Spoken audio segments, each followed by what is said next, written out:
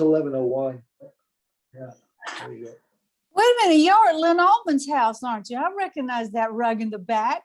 Woo-hoo. Fun city. Okay, we can get started if you're done there, Kathy. You done or what? I'm sorry.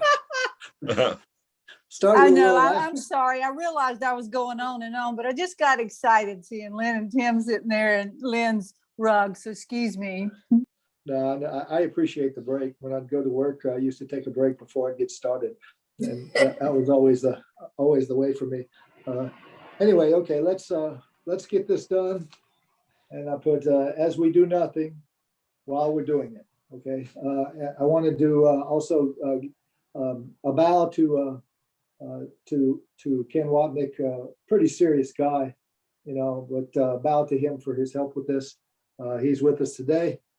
And as a reminder for your guidance, I guess I'll say Ken, usually call him Wapnick. For your guidance, brother, I'm asking Wapnick not to take this too seriously. It's not that kind of class, you know. Anyway, I'm going to start this out the way I do. And also a nod to Bruce, because I did it kind of the way he does it. Joy is in the course 489 times. And Bruce does these analogous words. He does a really long list. I just did a few here. Peace is in the course 1,000 times, a little more. Peace and joy, same thing. Happiness, you know, that's described as our function in a few places in the course. Happiness is in there 376 times. Glad is in there 229 times. Rejoice is in there 56 times. And I laughed at these three because I had to kind of look them up just because of the snicker I got from it. Bliss is in there twice, right? Delight, that's in there 3 times. And ecstatic is in there twice. You know, words that indicate like emotional mood swings, especially those types. That for me, the way I read that, it's almost always ego. It seems that joy is really never rowdy, you know, and that's, you know, when you get really ecstatic, you know, you get kind of, and we all know the difference between joy and yippee, you know, that kind of thing. Synonym, the glad synonym, I looked that one up in the dictionary, kind of just for grins to see what it, and that one, one of the definitions for glad is willing.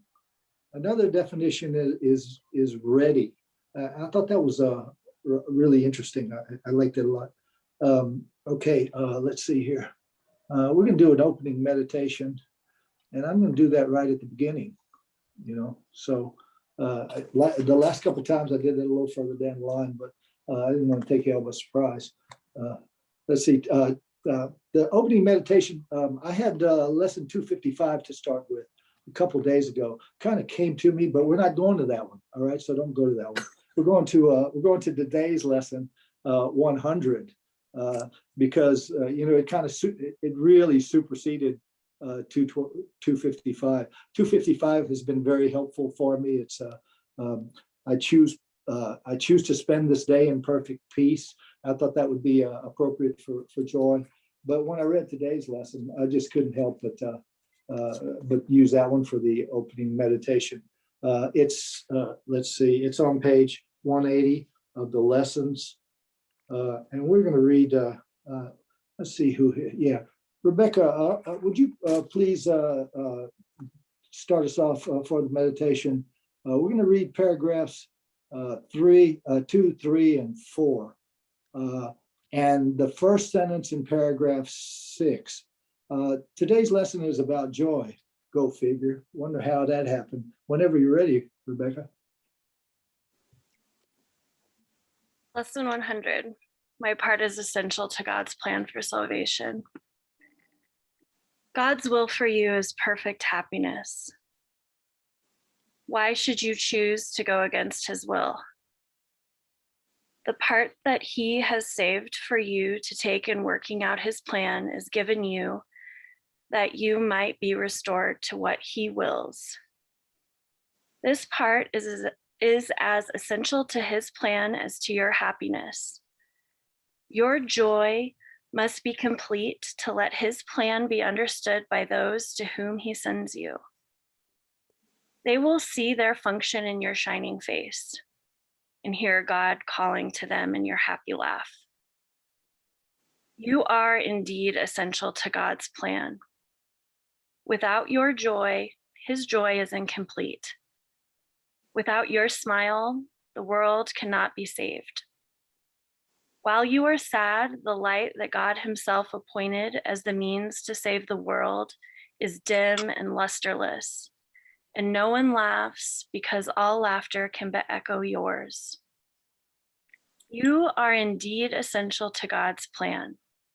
Just as your light increases every light that shines in heaven, so your joy on earth calls to all minds to let their sorrows go and take their place beside you in God's plan. God's messengers are joyous, and their joy heals sorrow and despair. They are the proof that God wills perfect happiness for all who will accept their Father's gifts as theirs.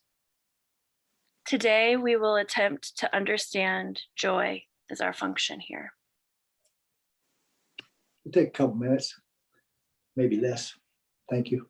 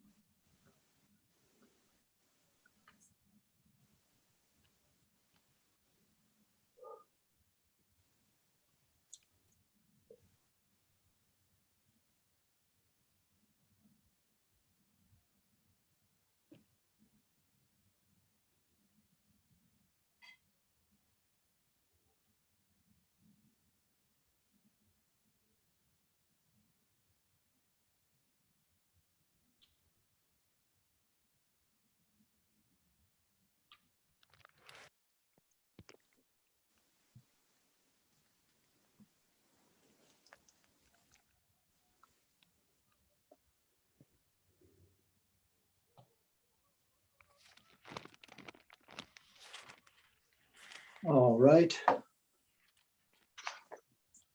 Let's come back, please. Stopped a minute short there because I might need it at the end. Let's everybody make sure they're muted, please, as we get started here. And also, if somebody, let's see, we got 3 people that aren't muted, and I don't have that host key to do that. That's why I'm having to ask. I have to scroll on my iPad. So if somebody raises their hand, or if you want to say something, just tweak me a little bit, or somebody else let me know. So to get this started, I just have a few things here. I want to point out that about 2,100 years ago, Aristotle came up with the 4 humors. The 4 humors being the biles. They had colors. There was choleric, which is yellow. There was phlegmatic, which is green. There was melancholy, which I probably am, is black. And then there's sanguine. We all want to be sanguine, because sanguine is like, easygoing, kind, happy-go-lucky, that kind of thing. So, way back when, we started trying to figure out how we could tell who is who, and who is joyful and who is sad in terms of personality traits. that's the way that started. For 2,100 years ago, that's pretty good. We still do it. We do it with religions. My religion is better or more or closer to God than you are. We do it with our cultures. Our food is better. Yada yada. Traditions. We do it with other things too, and with a nod and a bow to Tim on this. I know he does this one or did this one. I'm not sure. I did this one several years ago. We do that with the Enneagrams. I think there are 9 of those. We try to see kind of what we are and what others are to help us to negotiate the world and to see where it's easier to smile with someone or it's easier to frown with someone or who to hang with, who not to. Anyway, and we did that with zodiacs too, and boy, that's a lot less than scientific. I was surprised. I like Richard Rohr less than I used to, but he's got this contemplative Catholic thing. He talks about the Enneagrams. So I hope I'm pronouncing that correctly. Every once in a while. And when I saw that he did it, and this is way before I did this, I thought, there must be something to that. And there's something to all of this. It's helpful to us to see where to smile and where not to smile. Anyway, for me, for sure. A few caveats for a couple caveats for the class. I tend to say a lot, but see. I think I'm getting a little bit better with that. I'm hoping anyway. And also, I know you know how you evaluate yourself on things. I evaluated myself, on these to see how well I'm doing. You see how my hands get in front of the. I do that, and this. I do this sometimes while I'm reading. So just so you know, and every once in a while I'm like over here because I'm concentrating on what I'm doing, and I tend to be absent-minded and weird. Okay, for today I want to choose joy instead of what. See, there we go again. I want to choose joy instead of whatever else we're thinking about. Joy is the opposite of what we were as Son of God when we had that tiny mad idea before the Big Bang. When all this was made, we said to God, at least this is my way of describing it. God, you wait over here. You stay out of this. I got this. We wanted to be autonomous. We wanted to. I think maybe we were a little bored, but for whatever reason, we did this. But today, we are all of us as one. That's what I'm looking for. And we're going to let Holy Spirit do this. And if you'll say that in any way that you do that, that would be good. Of course, your choice or not. Also, I did this one for a while, daily for a little while. Be you in charge. This holy instant would I give to you. Be you in charge. That lesson 361 through 365, except during leap year. Do y'all really think we need that leap year thing? I don't think we need that. We just kind of throw it in like daylight saving time or whatever it is. Anyway, we're gonna start off with inviting Holy Spirit in, and then with Jesus a couple times a day at least. I just tell Jesus I love him. I love you. So Jesus, we love you. Walk with us now, please. It's a joy to have you with us, and that's for sure. Okie dokie. Now I want to talk about epiphanies and aha moments. Those things that people have and talk about. That's a new age thing more than it is anything else. But it's not that we don't have those. I have those. I hope you do too. I believe we all have those. But most spiritual human beings pretend to be happy because we don't want to offend God. That's what we were taught. Actually, you can't. Offending God is impossible. God is not out to get us. And also, you barely have to turn your heads to find something really ugly. So in this world, it's nice to keep abreast of both sides of the situation. As course students, it is suggested that we look at our guilt and our insanity, and then after that, we take the necessary step of looking within Then we overlook, we forgive, and there's a gentle smile. There's the joy part of it that comes over us, bringing with it peace, joy, and love, which is our inheritance. That's who and what we really are. We are joy. I mean, it seems to me, you could describe the oneness as that. We'll go over that a little bit. Regarding, let's see, where am I here? Oh yeah, lesson 98 is this. And what I'm doing here, it's just a little story about joy and how that works. And sometimes it can be an opposite type thing. Lesson 98 is I will accept my part in God's plan for salvation. And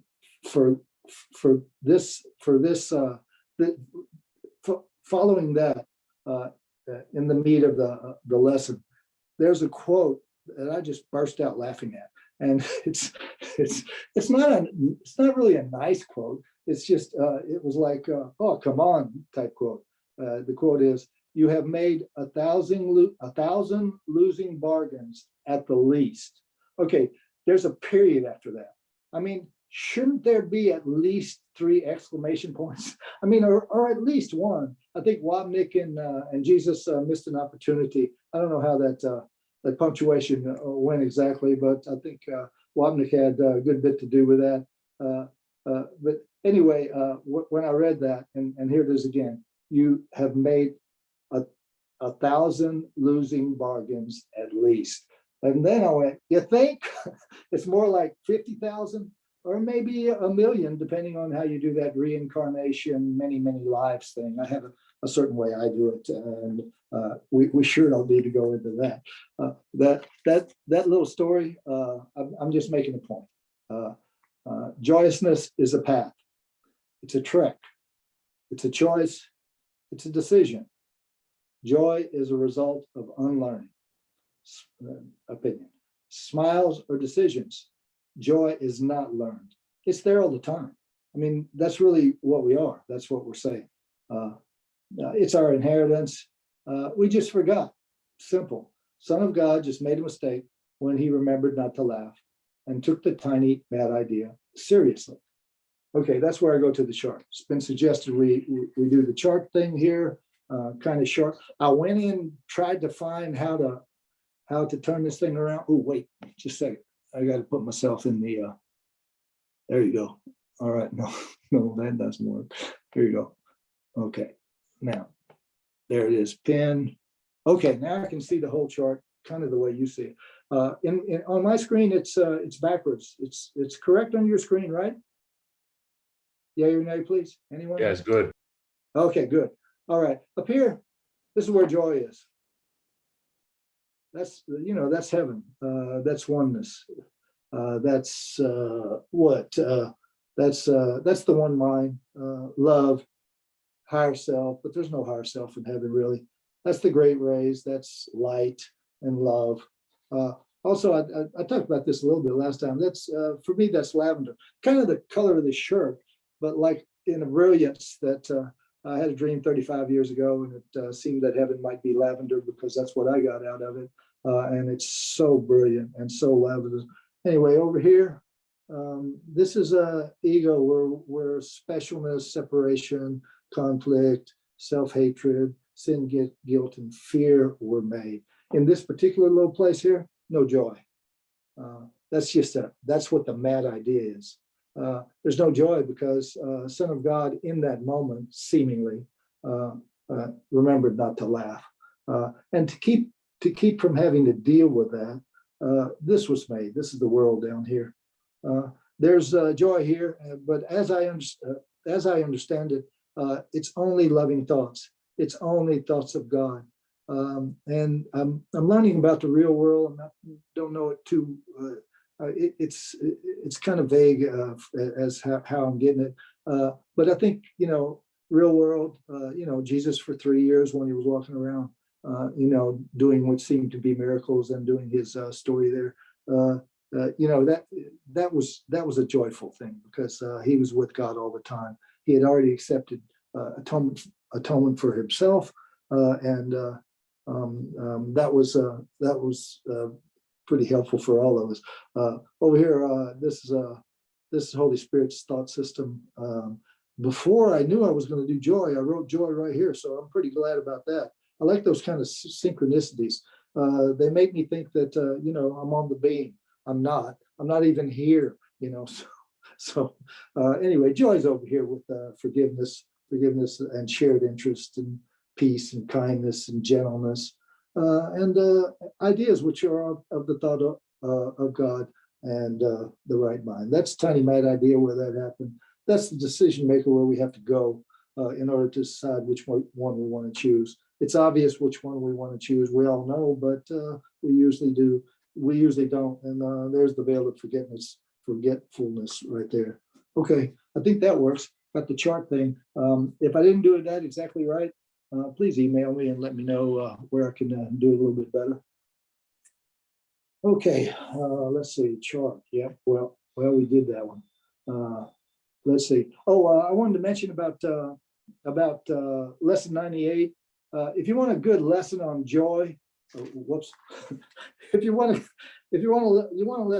feel better, read lesson 98, start to finish. I counted and I circled. There are 35 instances in that lesson. It's not a long lesson, that are uplifting, joyful guidance in words and phrases, all in this one place. It's kind of like today's lesson, just really good pep talk from Jesus. You're feeling a little down and you're a good course student and you read that one and you think, at least I do, everything's okay. Okay, next, and this is one of those things where I threw in one of those humorous lines that a lot of comedians use. Wait for it. 1, 2, and you'll see why.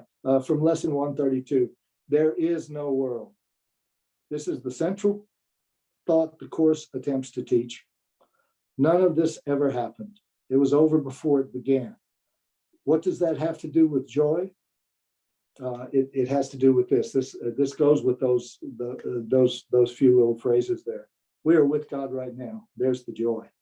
Suffering and pain and loss and struggle are illusions. Joy is real. The truth is true. We have glimpses of reality where the world goes away. We have holy instance and real world experience. There's no life outside heaven. Heaven is an awareness of perfect oneness. And this world here, this is not that. I think it's lesson 240 that says, not one thing in this world is true. What? Come on, not one thing? That's what it says. It says that in another place too, right in the middle of a paragraph. I think it's in one of the chapters in the text, almost the exact same word. And when I first read that, when I started doing the course, I almost quit because I said, not one thing? Oh, come on. There's some nice things here. Yeah, there are. If it's a loving thought, if it's a thought with God, then yes. But except for that, no. Pain and pleasure are the same thing in the course. When we're really, really happy, as the course seems to define it, that's not joy. That's keeping us separate because we want to be really, really happy. Like for me, Ferris wheels. I mean, especially like the second turn. The first one, stomach goes up a little bit, and the next, and that makes me really, really happy. But no Ferris wheels in that. No comedians. I'm not going to say my favorite comedian because he's kind of out there. But somebody like George Carlin, I want to watch him. Go all the way back to Lenny Bruce, Richard Pryor. I mean, good golly, there's some joy, right? Well, kind of, not really. No, that's what we do here in the world. We tell stories and we laugh and we think that's what joy is because we remembered how to laugh every once in a while. Anyway, it's getting a little deep. Please excuse me. We are. Oh, here you go. After that, this is not heaven. We are learning to accept atonement for ourselves as we move incrementally up the ladder of prayer. Right now, that's true. Okay, and I threw this in here because it seemed, anybody I forgot. Anybody have anything on anything I've said so far? Y'all probably had to write it down because, it was like, half an hour ago or something. Stephen, since you mentioned George Carlin, if you haven't seen it, his skit on stuff, I think could be applied not only to material stuff that we identify with, but all the stuff of our ego that we identify with. But that's one of my favorites of his. But it's all stuff that we can forgive, right? So thanks.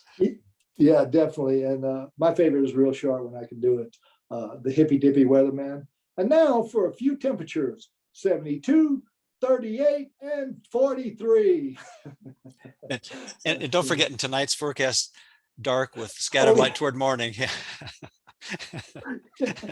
Yeah, tonight's forecast is dark. Anyway, thank you, Bruce. All right, I think we could do like a routine. Never mind. Anyway, I just threw this in there just in case. Anyone else have anything to say? I'll take a little break here and a little drink. It's a small glass. It's in a lot of comic stuff, you use really small stuff or really big stuff, and people think they're funny. Anybody? Anybody? No? Okay. Hey, we're going to get to the course in just a minute. We're already doing the course. It just doesn't seem like I'm trying to make it. Steve, Yes. I just want to tell you how thankful I am that you are doing this. Oh, wow. Thank you. Humbly. Thank you. Anything else, Sakina, or did? No, that was it. Yeah. Thank you. Namaste. I looked up namaste, right? I used to do it like this. Okay. In the Wikipedia, it says, is it Hindu, I guess? Vedanta stuff. You do it like this, you keep it at the chest, but I don't think that's right. I think it should be like in between. Never mind. Okay. Next, let's do a little bit about forgiveness since it's relevant. In this world, forgiveness is joy, and joy is forgiveness. Joy is also peace. Salvation is the same as forgiveness. True perception, holy instant, miracles, atonement, healing, correction of the error of separation. It's all the same thing. It's just, it's just words. All of that is still in the illusion, but those ideas move us to the borderland and hopefully to real world experiences while in the dream. Recognition and remembrance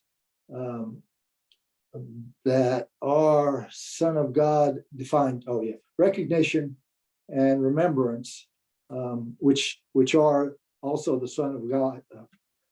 Never mind. That defines joy. Anyway, it made sense when I wrote it. I think somebody changed it. Maybe not. I don't know. So how do we get to joy? Through forgiveness. And to repeat, we are already there. Joyful is what we are. So how do we get to forgiveness? I've got 4 or 5 of these here. Let's see. The first one is, where is it? Here it is. The first one is lesson 23, paragraph 5. Paragraph 5, and it's a real short paragraph. And the definition of forgiveness, how we get to forgiveness in this is really, really quick. You could miss it if you blink. Here's the here's how do you get to forgiveness? And I think Watney found this. I don't know. Maybe Helen knew it. Maybe Bill knew it. And I think Jesus probably knew it when he said it. How does that work, you think? Never mind. Okay, 3 steps of forgiveness.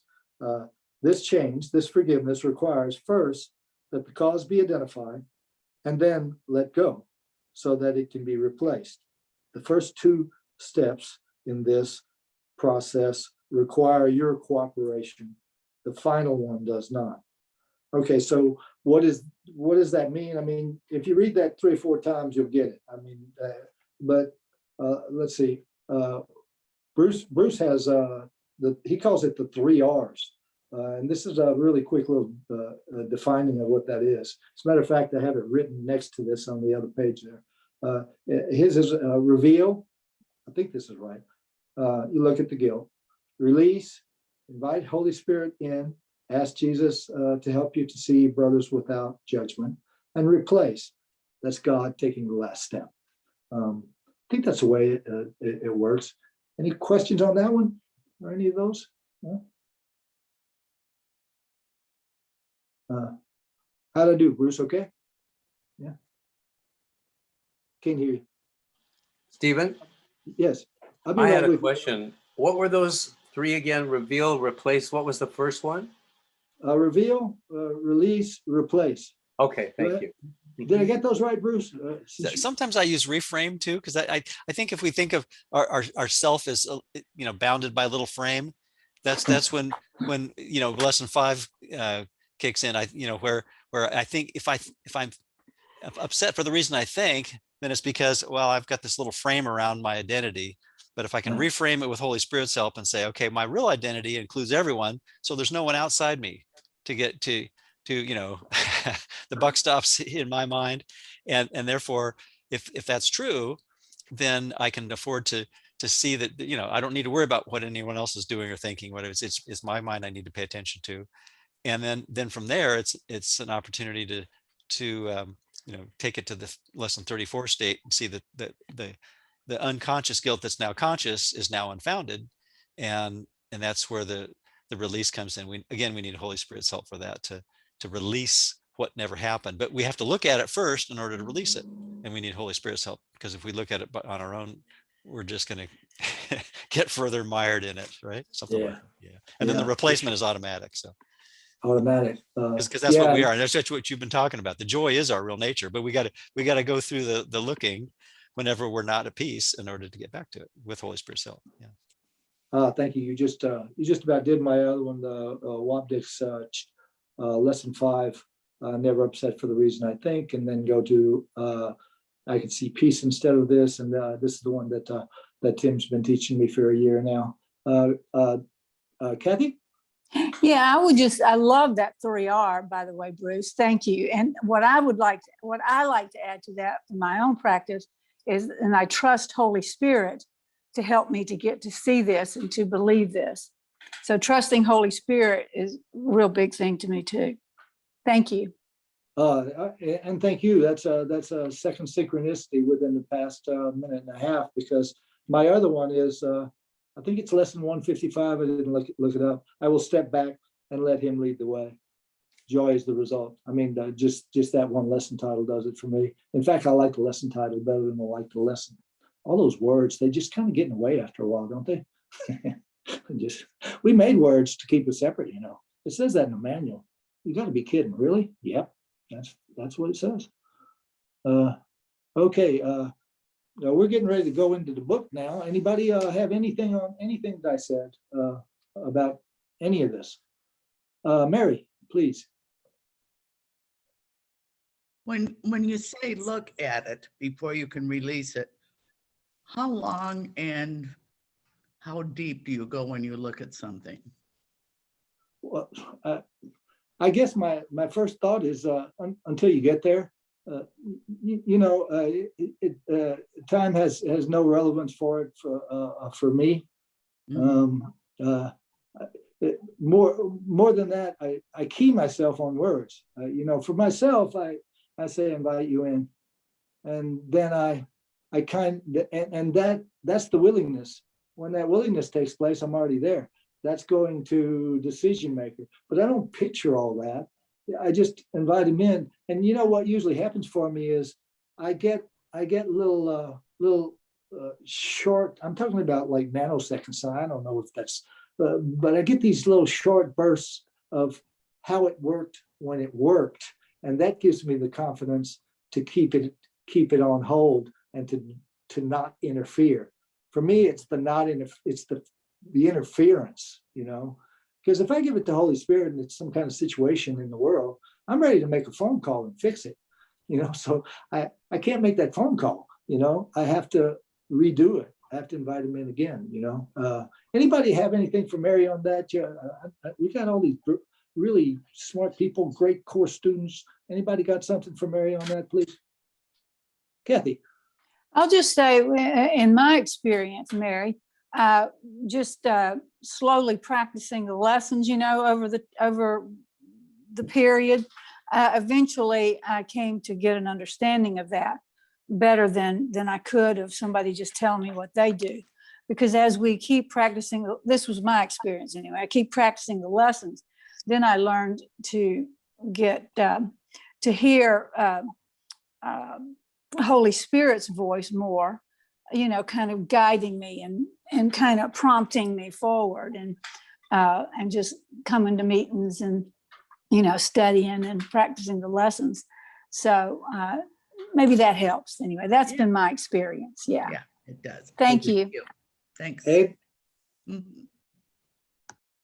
Yeah, I think that works for me is that I look at it long enough so that I could realize that whatever the situation is, and that is associated with some discomfort, I can make that connection. When I can make that connection in my head, I think it's usually long enough, because then I'm ready to do something about it, which means release it to the Holy Spirit. So, thanks. Thank you so much. Tim? One of the things, can you hear me okay? Oh, yeah. Perfect. So one of the things that bothered me, just one, in today's lesson on page 180 in the workbook, paragraph 2, line 5, paragraph 2, line 5, my joy must be complete. Your joy, my joy, must be complete to let his plan be understood by those to whom he sends you. And I'm thinking, well, that ain't gonna work. What do you mean? I have to be totally joyful for you to get it? So, but along the lines what Mary was asking, like there's always this sense of having had a holy instant at one point, a couple, when I'm not having it, like I know there's still more work to do. There's deeper to go in that sense. Like as long as I'm not feeling certain about happiness, I'm not certain about your happiness, and I'm not certain about my happiness, then that lack of certainty just means that I need to work steps 1 and 2 more. I need to do the, not upset for the reason I think, certainly, and then I could see joy instead of this, lesson 34. So that not feeling certain, and I think certainty, I think even kind of equated the two, that we're happy when we're certain, and we're certain when we're happy, and we're certain that we're happy. So until I get to that place, if there's any nudge at all saying I'm not there yet, then I just, if not now, if not right this second, there's more work to be done later on when I'm willing to work. Does that make sense, sort of, kind of? Yes, it did. Almost always. I do that. I put almost. She didn't even want to hear what oh, she's back. Who's that? Somebody had something? Go ahead. Oh, David? I missed that whole part, but I get it's about certainty. Certainty is only one will, and that's God's will. There you go. Anything else is conflict, That's how I think of certainty anyway. Perfect. Seemed like you didn't miss a thing. David? Yeah, ask Tim. Oh, I'm sorry. Who is it? I had my hand up. Did you? Oh, really? Wow. Another synchronicity, man. We're on a roll here. David, wait, I didn't see you, Dave, because you were on the other page. I saw David. So go ahead, David, and then we'll go to Dave, please. Yeah, you were mentioning the comedians, and they're in the world, and they're pretty lighthearted people, and they don't take the world all that seriously, and they look at the dumb stuff that we do and make fun of it. And what's the difference between that kind of delight that you take in listening to these guys and having fun with it, and the joy that's expressed in the Course of Miracles? What's the difference between what they do and what we enjoy with them, and the joy that we are supposed to have as reflected in the Course? Anybody got a comment on that? I do. One's real and one's not. Joy is real. And those belly laughs that a lot of comedy is derisive, and Wapnick tells us quite clearly, no derisive comedy. If it's said with a good heart and it's of the thought of God, it's a loving thought, then it's okay. But if not, it's just not real. At least that's the way, that's just my way. No good or bad, of course. Everything's all right all the time. You had something on that, Lynn, please? Or Tim? I was just listening to, I think it's the kindness set, maybe not, but, Ken does a whole rant on having fun at other people's expense, which is fun, maybe, but it's not joy. But often a good comedian makes fun of themselves, and people enjoy that too. Yes, true. But that's only momentarily, whereas the joy lasts forever. That's why that helps me to compare the two. And I agree with everything else that Stephen said and Lynn said. Anyway, thank you. Thank you. Dave? Me, Dave? Dave Van Dyke, I'm sorry. Dave That's fine. B. I just want to make sure. Blue Bonnet Dave. Just wanted to make sure. So I wanted to ask Tim. Tim, you said that if you didn't feel certain, you knew that there was more work to do, and the work would be what? I'd have to be willing to see you and me the way Jesus does. Okay. It's always that, I think. For me, that's the way I frame it. Okay. All right, great. Thank you. Thank you. That was easy. Not even painful. Okay, let's go to page 72 in the text, please. This one's really good.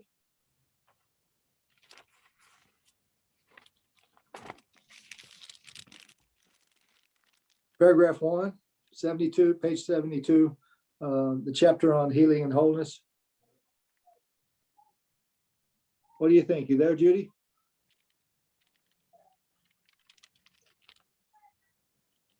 Page 72, right? Yeah, paragraph 1. Okay. To heal is to make happy. I have told you to think how many opportunities you have had to gladden yourself and how many you have refused. This is the same as telling you that you have refused to heal yourself. The light that belongs to you is the light of joy. Radiance is not associated with sorrow. Joy calls forth an integrated willingness to share it and promotes the mind's natural impulse to respond as one.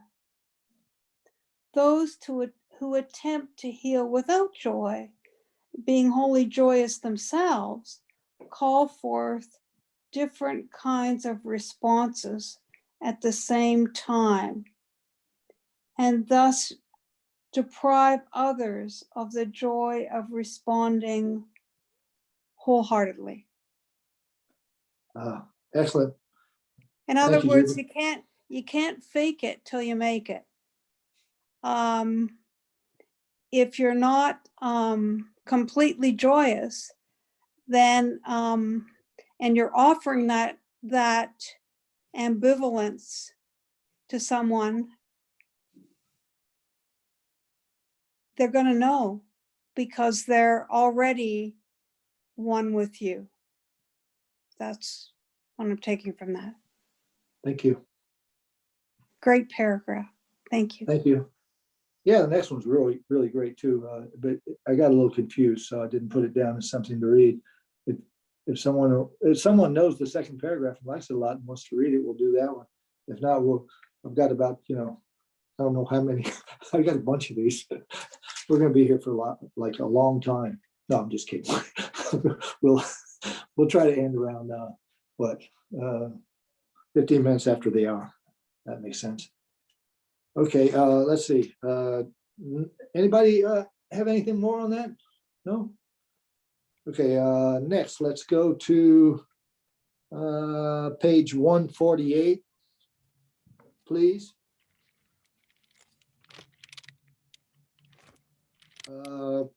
Paragraph 3. It's a small one. And let's see. Oh, Maya likes to read. Maya, you ready to read that one? It's kind of a small one, sorry. Sure. Let us glorify him whom the world denies, for over his kingdom the world has no power. No one created by God can find joy in anything except the eternal. Not because he is deprived of anything else, but because nothing else is worthy of him. What God and his sons create is eternal, and in this and this only is their joy. Yay. You know that not one thing in this world is true. Not one thing in this world is eternal. And that's why it kind of defined it for me when I realized that. Anybody have anything on that one? That's a good one. Stephen, I think that kind of Yes. fits nicely with a quote that I kind of got laser burned into my mind after listening to a long workshop that was really good that Jeff Sieber did from Foundation for A Course in Miracles, is the title of which was a quote from the Course to find joy. Joy is found by realizing you're not there. Find joy in a joyless place. You have to realize you're not there. I'm paraphrasing as usual, but to me that's like, if I can remember that my identity isn't the world, so I just need to notice all the places that I'm still identifying with being a body, being in the world, and making big deals about that in small or not so small ways. And if I can just kind of pay attention to that and keep forgiving, then I'm more joyous all the time. So yeah, thanks. Thank you. That's perfect, Bruce. One of going back to what Dave Van Dyke was asking, like, what does that mean? There's still more work to do. Kind of like the ironic thing about the Course is that if I'm not feeling the kind of joy that Kathy Jones was talking about, that kind of pervasive, everything's okay, I feel happy, I know you're happy, whether you look happy or not, I know you're okay. Like if I'm not feeling that, it's always because, it's not because I can walk around and say I choose joy. A lot of the pictures I saw say I choose joy today, I choose joy. Well, we can't just choose joy and hang on to our judgments. I can't choose joy and have a judgment against you. So it's always, the simplified version is, if I'm not feeling the kind of joy Kathy Jones was talking about, then that just means I'm hanging on to a judgment, and usually I'm not admitting it.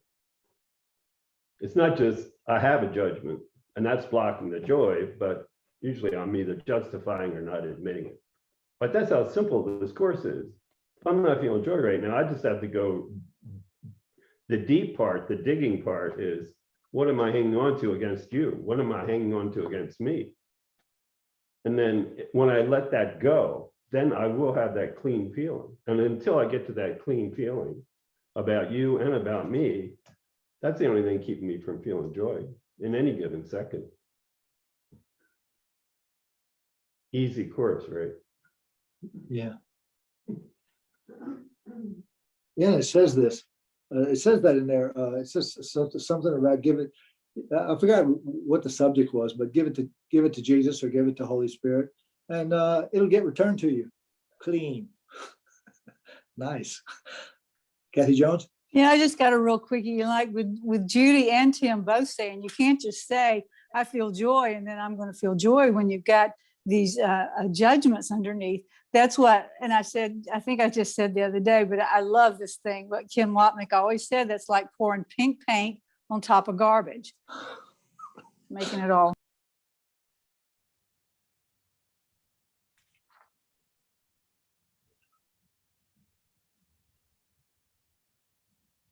Lavender paint would work though, right? I mean, depending on the garbage, because garbage has a lot to do with smell, and that's a whole different sense, You're too funny. You're too cute. I love it. I love it. Thank you, Stephen, for all So you do. you're welcome. I'm just trying to figure out what I did here. Let's see.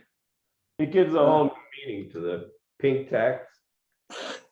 Look up pink tax on YouTube. We just found out what pink tax was. Tax, TAX? What are they? What are they? Pink tax, it's all the money that women have to pay for all their products compared to what men have to pay for. But pouring pink on top of whatever the product is. You know, I guess not Tim, but Ken says pink because, you know, the term pink cloud. I don't know if you've ever heard that, anybody, but anyway, you know, you're on a pink cloud, you're naturally just supposed to be happy. And I think that's where and then, you know, like in psychiatric wards, they got a pink room. Everything in there's pink to calm you down, make you a little bit happy. Probably that's where it comes from. But lavender, you know, I love that too, Stephen, because whatever. Yeah, I have a really good punchline for all that, but it's kind of political. And, you know, I just thought about that derisive thing. It might offend somebody. It offends me just thinking of it. I'm just kidding. Anyway, page. Let's go to page one. None of that. I was just making a joke. See there, I got myself in trouble already with myself. Let's go to 154, please. Chapter 8. Paragraph 15. These paragraphs are so good. They ought to put them all together in a little booklet or something, I think. Paragraph 154. Page 154 in the text. Paragraph 15. How we doing there? Everybody got it? Peggy Lee, you got it? Yeah. Joy is unified purpose, and unified purpose is only God's. When yours is unified, it is His. Believe you can interfere with His purpose, and you need salvation. You have condemned yourself, but condemnation is not of God. Therefore, it is not true. No more are any of its seeming results. When you have seen a brother as a body, you are condemning him because you have condemned yourself. Yet all condemnation is unreal, and it must be unreal since it is a form of attack. Then it can have no results. What do you think, Peggy Lee? Anything? Seems pretty straightforward. I don't know. Yeah. I don't really have much to say about that. It's pretty straightforward. Thank you. Good job. Appreciate it. I was almost taken aback. I realized it pretty quickly, but I don't think of joy as purpose. You know, I don't know if the world thinks of joy as purpose, but that's pretty good purpose for somebody's life, you know. And, you know, joy and condemnation in the same paragraph. Interesting. Jesus is so good at this. Yeah, to me, it makes sense that when you're in condemnation or judgment, you're already condemned yourself and them, so you can't move forward. But our purpose is to see as God sees. So that's just what I see out of that. Yeah. Excellent. Thank you. I was thinking about how psychotic it is to be feeling joy all the time and then insisting I'm not. I mean, that's what he's saying, that all this judgment, all this attack has no results. So it can't affect the real joy I'm always feeling. And then I run around pretending I'm not joyful and it's your fault. So it's like, I got to blame somebody. But I mean, it's a lot of work to actually be joyful and in that serene place and then pretend I'm not there. And how much I can drag that out to the point of being totally depressed or believing I am when it's impossible. Judgments have no effect. judgments can't have any effect on my joy, but certainly I think that, you know, I certainly believe I'm not feeling joyful. I can and do. Yeah, me too.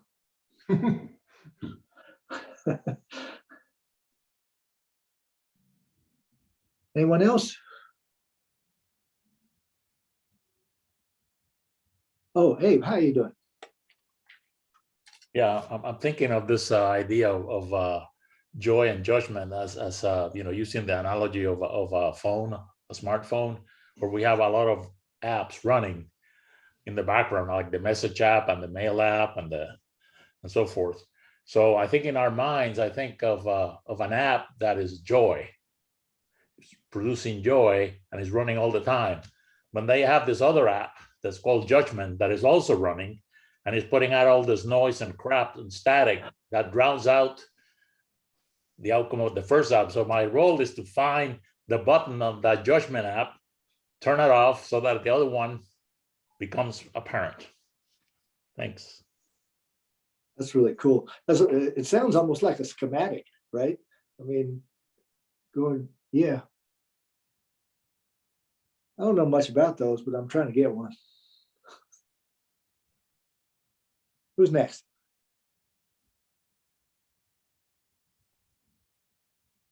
All right, then, let's see here. Hope we don't run out.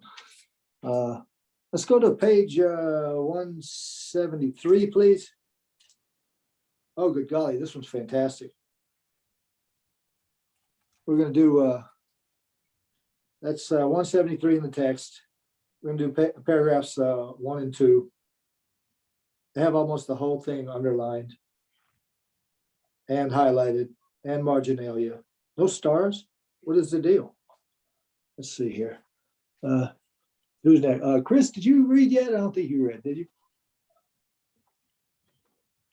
I'd be glad to. Thank you. The acceptance of your brother? Yes, paragraphs 1 and 2. Okay. Please. Yes. How can you become increasingly aware of the Holy Spirit in you except by his effects? You cannot see him with your eyes, nor hear him with your ears. How then can you perceive him at all? If you inspire joy and others react to you with joy, even though you are not experiencing joy yourself, there must be something in you that is capable of producing it. If it is in you and can produce joy, and if you see that it does produce joy in others, you must be disassociating it in yourself. Bummer. Yeah. 2. Gets better. Why they're real pissed off? Why everybody else is happy and I'm making them happy, but I'm not happy. Okay, 2. It seems to you that the Holy Spirit does not produce joy consistently in you only because you do not consistently arouse joy in others. Their reactions to you are your evaluations of his consistency. When you are inconsistent, you will not always give rise to joy, and so you will not always recognize his consistency.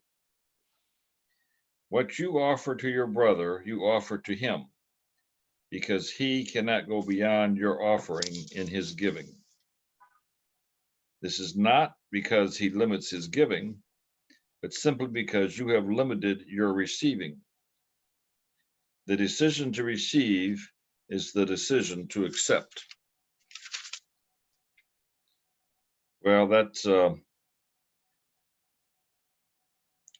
pretty heavy, and I believe. I mean, to me, he's not saying, Jesus is not saying there that you're making other people happy is you're being phony because you're not feeling it all the time. He's just saying, trying to be a little more consistent with it in myself. And that's all I have. Thank you, Chris. You know, I kind of understand this, and I kind of don't understand it. And the first part, the first couple sentences were easy. I mean, I thought, and then I get to the last two sentences and I'm thinking, what is he talking about? You know, because it works that way for me. I get some of it and then I get I get some of the other later. The course is like that. It's always been that way. I read something and I have no idea what it said. And then I read it like, 4 months later and I'm like, how can I have not understood this? I guess too, for me, I kind of think that it's clarifies that we're schizophrenic. So we have a split mind and we go back and forth between feeling it, feeling the vibes and knowing it's true. And then you get in a little side bet with your brothers and you already out of the Masters because your people didn't qualify and it pisses you off. You're 20 bucks in the hole and it hasn't even finished yet. That could happen to other people. I knew I should have been in Yahtzee. You're defining this paragraph, Chris. You're saying something really, really serious, and you're angry about. You seem a little angry. You seem a little miffed. Let's put it that way. Yeah, I'm And thinking. we're laughing anyway. So, Yeah. Oh, maybe that was an example of it. I hope there you go. you guys got a big laugh out of me losing 20 bucks. Thank you. Yeah, thank you. Good show there. Yeah. Tim and Lynn, I think y'all both had something, right? Yeah, I don't know, Stephen. I think even though the word is not used anywhere in this paragraph, I think what he's talking about here is innocence. Oh. And that if I am in receipt of the Holy Spirit, I'm innocent. And I can't help but see my brother as innocent as well. And just as an experience, whenever I'm seeing innocence in my brother, I feel joy. I mean, it's just a welling up, and it's soft and it's gentle, and it has that overflowing feeling that embraces both of us. So I associate that with joy, but he doesn't say innocence. So I'm willing to be wrong about that, but hey, you can't go wrong with innocence. Sounded beautiful and perfect to me. Thank you, Lynn. And the paragraph too, those first two sentences, if I read those behaviorally, man, I mean, if I don't perceive your reaction to me as joyful, I mean, I could think, it's like saying, obviously, when, crucifixion story, Jesus being whatever, if that happened, like, I mean, it wasn't like he wasn't seeing the people that were persecuting him looked angry. So that doesn't mean he did not see, he wasn't seeing the inner joy consistently. I mean, those first two sentences have to be at the level of the mind. Otherwise, how could I not feel more guilty because your reaction to me wasn't joyful in behavior? So it seems to you that the Holy Spirit does not produce joy consistently in you, in me, only because I do not consistently arouse joy in others, because I'm not seeing it. Because, especially if somebody's picking on you, you think, well, I'm not arousing joy in you. And then their reactions to you are your evaluations of the Holy Spirit's consistency. So depending on how people are acting, I'm going to say, well, it's my fault. No, he's not talking about the level of behavior. Yeah. It goes back to the innocence, I think, that Lynn was talking about. If I'm seeing innocence in you, I see you're really joyful in spite of what you're doing or not doing, whatever your reaction behaviorally to me is, and vice versa. I would just add to that, if kind of paraphrasing one of the lines, that if I spoke, if he speaks not of innocence to me, I spoke not of innocence to you, right?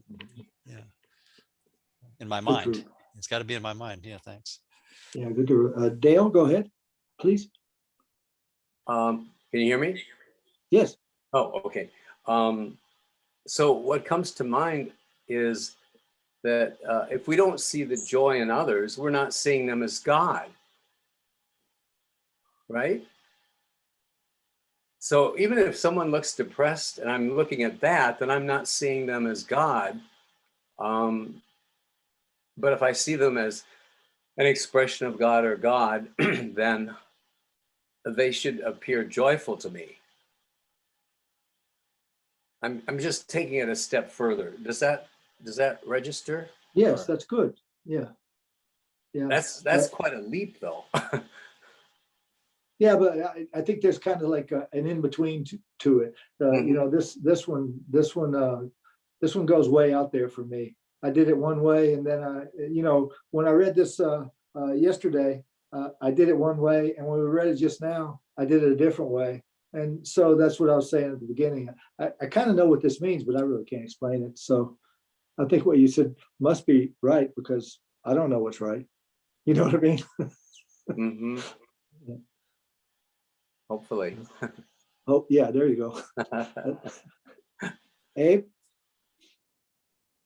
Yeah, so in that paragraph too, you know, there's a sentence that says, what you offer to your brother, you offer to him, because he cannot go beyond your offering in his giving. And so he's giving us a big clue here, as that when I'm looking at my brother, say I'm looking at somebody that's depressed, if I can see him as Jesus instead of whoever the person seems to be, would I look at Jesus as being depressed? Probably not. So to the extent that I can see Jesus in him, I will let go of the idea that I'm seeing depression. Instead I'm going to be seeing joy and peace. So I think that's a good clue for us. Yeah, that's my point. Thank you, Abe. Excellent. Anyone else on these? I'm seeing some joy in New Mexico. Yeah. Oh, New Mexico. I thought they were back in Denver. No. What are you? Oh, wow. It is New Mexico. Yay. I was on the wrong page. Excuse me. Okay, everybody unmute and then mute right back. But in between, say, yay. Just kidding. Yay! Yay! Yay. Yay. Wow. Y'all like me. I follow instructions pretty well. You know, it's when I'm coming up with stuff on my own that I have the problems, you know. Thank y'all. I appreciate that. Okay, we'll do one more. We're coming up on time here, and then we'll do a closing. Let's see. Let's do one of the lessons here. Ooh, Tim doesn't like this one. I don't like it either. We're not going to do it. Lesson 190. I choose the joy of God instead of pain. You know, I almost say yuck when I read that one until I get to the second page. Second page is pretty good. Let's see. Let's go to lesson 93, please. That one's pretty good.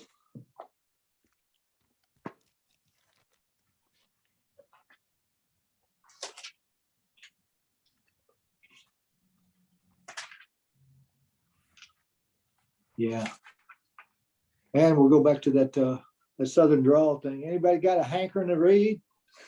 You know, it's the same in Mongolia, Congo, and in Cajun land, you know, down there in Southern Louisiana. You know, for the Cajun reality shows, they put subtitles. I was offended by that. I mean, you know, that doesn't seem right, because my cousins live like, you know, 8 miles from them people. That don't sound right to me that they did that. But it's only because I could speak that stuff. Y'all hear me? You know what I'm talking about?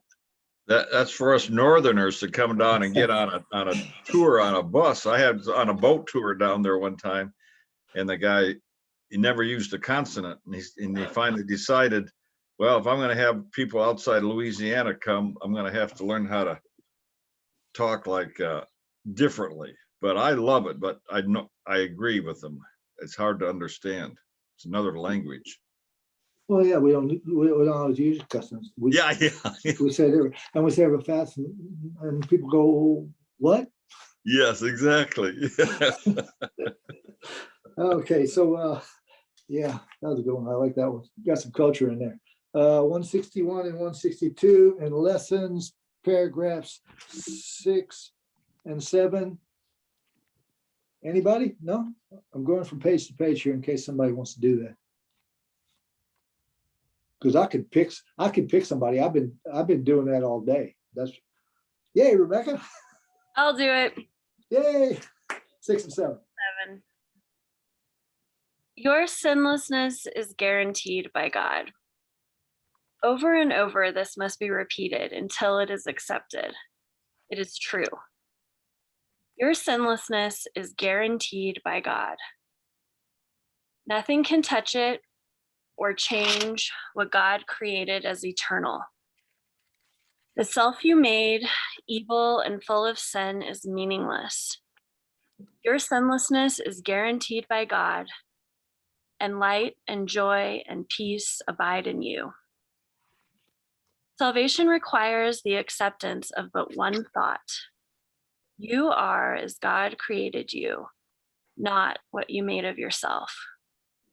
Whatever evil you may think you did, you are as God created you. Whatever mistakes you made, the truth about you is unchanged. Creation is eternal and unalterable. Your sinlessness is guaranteed by God. You are and will forever be exactly as you were created. Light and joy and peace abide in you because God put them there. That's a good one. How many times does he say it? Your sinlessness is guaranteed by God. I think he says it like 5 times there. It's the one thing we don't want to remember. You know, we put ourselves to sleep. It's the one thing that we keep forgetting over and over and over and over. Yeah. It's all okay. I was thinking about the word guarantee. You know, usually guarantees are in the fine print, you know, down below the main story or the main product offering. Well, the Holy Spirit's product offering, we've got that, using Abe's metaphor, we got that on the background app. And so it's that it seems like small print, but when we dismiss the egos, all the egos apps, then what was the small print now becomes the guarantee is in big bold letters, you know, when the Holy Spirit app is running without, you know, interruptions and stuff. So then the guarantee is more obvious and frequently remembered. So, thanks. Thank you, Bruce. And I wanted to remind y'all, there's no such thing as science. Okay, it's just there's no science. Well, that, you know, I got a little sad when I realized that. Science is a lot of fun, you know, all the gravity stuff and dark matter. Okay. I just want to be on the screen to see the 3 of us. So it's on the recording. That's all. I'm just babbling now. Okay, I'm done. Are you sure? Because that was really something there. Yeah. And you know, just to help you out, that's a really good picture. All 3 of you. I think you will be on the recording. Oh, you mean when you say something, you'll be on it. I get it. Yeah, good job. Yeah, thank you. I wouldn't have thought of that, you know. I should, you know, because I got a little bit of self-centeredness, but then we got a lot of company on that one. Nobody here though. Y'all are so nice. Do this with me. But we've got one more thing to do. We'll do a meditation. We're right at the 12:14 point. I mean, or 1:14 wherever you are. We're right at 14 minutes behind, after the hour, and I like to get things right. You know, of course, I'd rather be happy than right. I'll throw that in just because it's about joy. Joy. Let's see. Go to Manual for Teachers, page 13. This is one of the characteristics of a teacher of God. Has anybody ever had all 10 characteristics going at one time? You know, just throwing that out. Because I think that, you know, I think that might have been what Jesus was doing. I'm not sure. But, or maybe when you're in the real world, that's what happens. Okay, so joy number 5 under the characteristics of the teacher of God, page 13, manual. Let's see, Myra, you got that one? Yes, I got it. Oh, Okay. Joy is the inevitable result of gentleness. Gentleness means that fear is now impossible. And what could come to interfere with joy? The open hands of gentleness are always filled. The gentle have no pain. They cannot suffer. Why would they not be joyous? They are sure they are beloved and must be safe. Joy goes with gentleness as surely as grief attends attack. God's teachers trust in him, and they are sure his teacher goes before them, making sure no harm can come to them. They hold his gifts and follow in his way, because God's voice directs them in all things. Joy is their song of thanks, and Christ looks down on them in thanks as well. His need of them is just as great as theirs of him.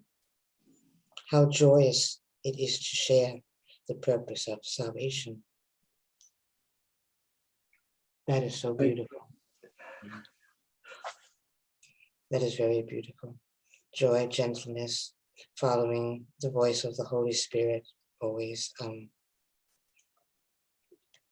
I just was thinking of, you started this session speaking of all the synonyms, that joy is peace and it's love and it's gentleness, and it's just, words that we can identify with, but we should never give them the definition that the ego has given them. Always remember that it's always only in the mind. It's from a world that we have forgotten temporarily.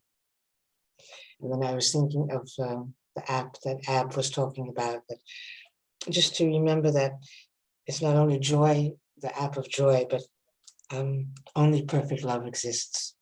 And the app of perfect love is always there. But sometimes we just wander away somewhere. But as soon as we turn back, it's always there. And that's very joyful. And thank you, Stephen, for sharing your joy. You are joy. Thank you, Myra. That's beautiful. We'll take a couple minutes, maybe a minute and a half. Thank you.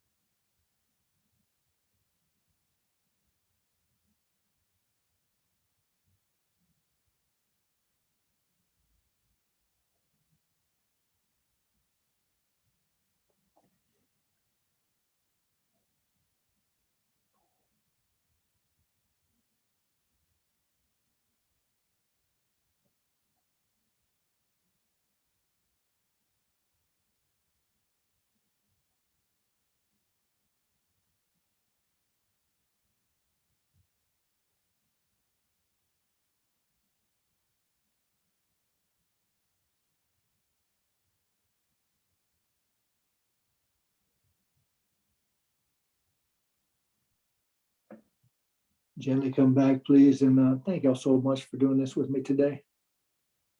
It's one of those Thank days you, I'm really- Stephen. Hey, Tim and Lynn, safe and happy travels. Thank you. Thanks, and thanks, everybody. Peace and Thanks, love. Stephen. Thank you. Thank you, everybody. Thanks again, Stephen. Thank you, Stephen. Hasta la vista. Thank you, everyone. Thank you, Stephen.